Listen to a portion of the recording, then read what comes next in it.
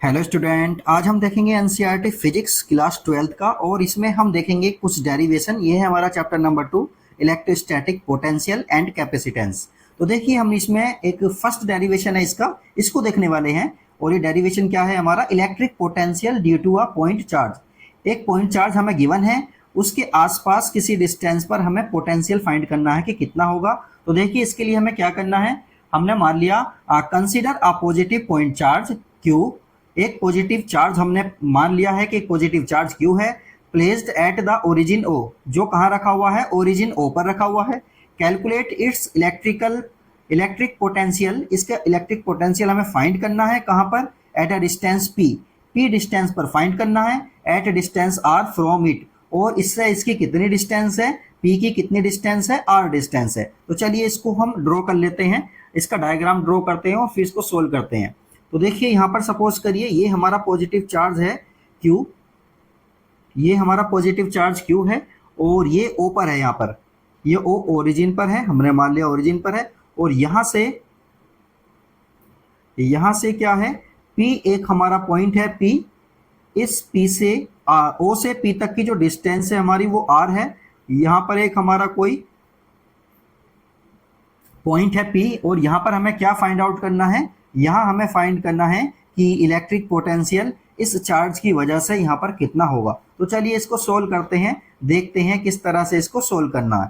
तो अब देखिए सपोज करिए हम एक टेस्ट चार्ज को इन्फिनिटी से लेकर आ रहे हैं।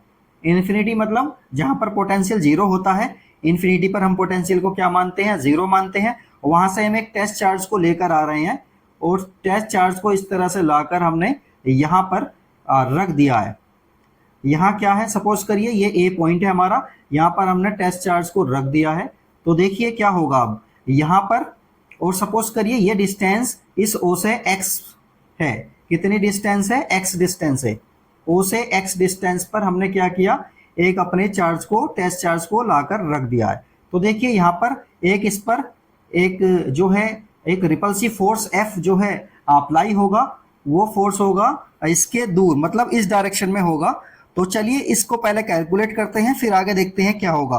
तो इस ए पॉइंट पर जो हमारा फोर्स लगेगा इसकी वजह से इस पर वो कितना होगा उसको देख लेते हैं। तो फोर्स होता है हमारा F equal 1/4 pi epsilon not Q, ये वाला Q और Q नॉट अपॉन क्या होता है, डिस्टेंस का स्क्वायर। इन दोनों के बीच की डिस्टेंस है x, तो क्या हो जाएगा, ये x का स्क्वायर हो जाएगा।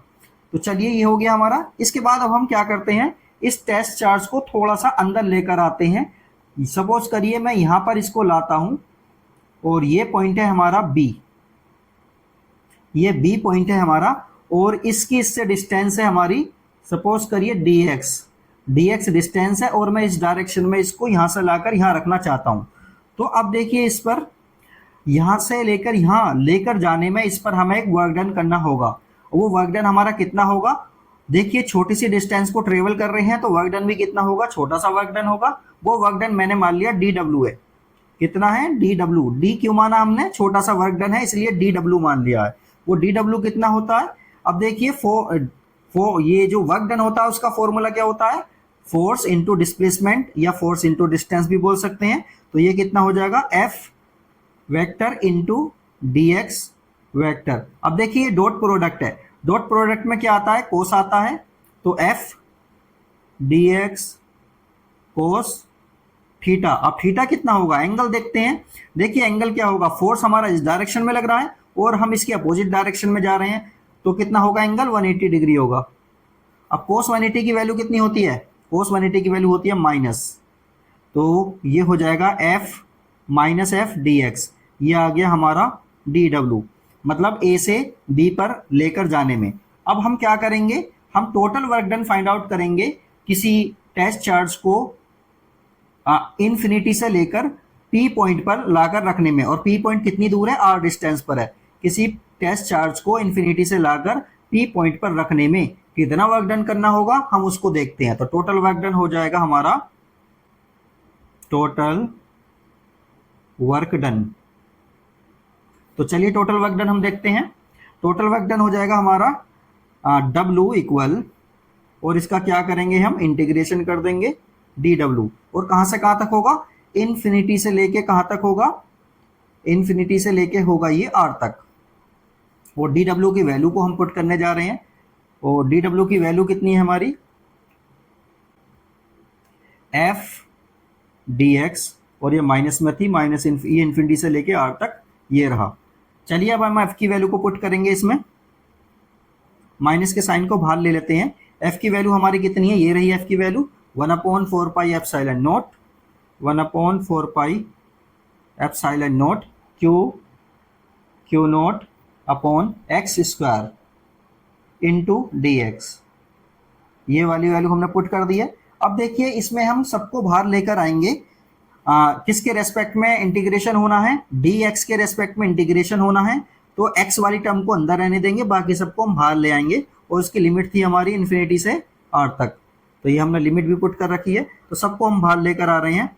1/4 pi epsilon naught q not, इनको हमने क्या किया, बाहर ले लिया है, क्योंकि इसका कुछ नहीं होना। अब देखिए बाकी देखिए हमारा बाकी बचेगा 1/x square into D x, ये बचा हमारा।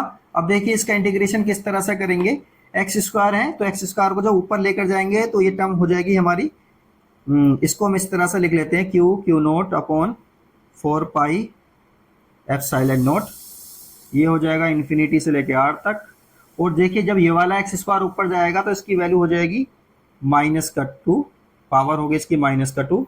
और हम जानते हैं इंटीग्रेशन में क्या होता है, एक पावर ऐड हो जाएगी इसमें, +1 हो जाएगा। तो चलिए इसको सोल्व करते हैं नेक्स्ट पेज पर।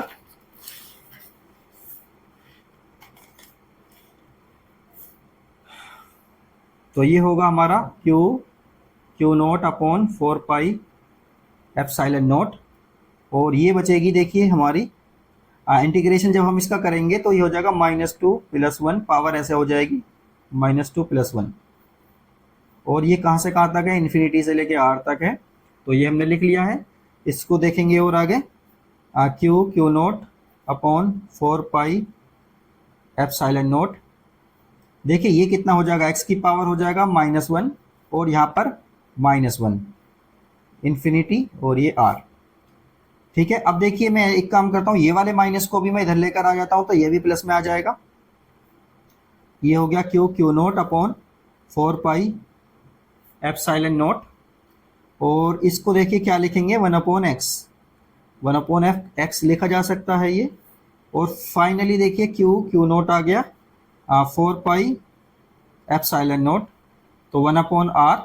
जब लिमिट पुट करते हैं तो इस वाले x के प्लेस पर अपन लिमिट रखेंगे, फिर माइनस का साइन लगाएंगे, इस वाले x के प्लेस पर लोअर लिमिट रखते हैं, तो देखिए 1/r लिख दिया, माइनस का साइन लगाएंगे, 1/∞ हो जाएगा। लिमिट पुट कर दी हमने। इसके बाद देखिए क्यू नॉट हमारा ऐसे ही रहेगा 4 पाई एप्सिलॉन नॉट, देखिए 1/r तो ऐसे ही रहेगा, और 1/∞ कितना हो जाएगा, 0। तो ये फाइनली W इक्वल आ गया हमारा 1/4 pi epsilon naught q naught upon r. ये आ गया हमारा क्या, W आ गया, वर्क डन आ गया है। अब हम एक बात जानते हैं, V इक्वल क्या होता है, V मतलब पोटेंशियल इक्वल कितना होता है, W/Q0 होता है। तो बस W की वैल्यू को यहाँ पर पुट करेंगे, 1/4 pi epsilon naught q naught upon r, और ये है 1/r Q0। तो इससे इसको कैंसिल कर देंगे, तो फाइनली हमारा पोटेंशियल आ जाएगा 1/4 पाई एप्सिलॉन नॉट Q/r। ये आ गया हमारा पोटेंशियल किसी पॉइंट Q की वजह से R डिस्टेंस पर। तो ये फॉर्मूला हमारा कंप्लीट हो गया है, और ये डेरिवेशन था वो छोटा सा, ये कंप्लीट हो गया है। कभी कभी एग्जाम में आ जाता है, तो इसको अच्छे से आप करके जाएं। तो वीडियो को देखते रहें, और जो है आप इसको बिना देखे करने की कोशिश करें, और फिर कहीं कुछ समझ नहीं आता फिर आप वीडियो देख सकते हैं, कुछ चीज़ समझ नहीं आती आप कमेंट में कमेंट लिख सकते हैं। ओके।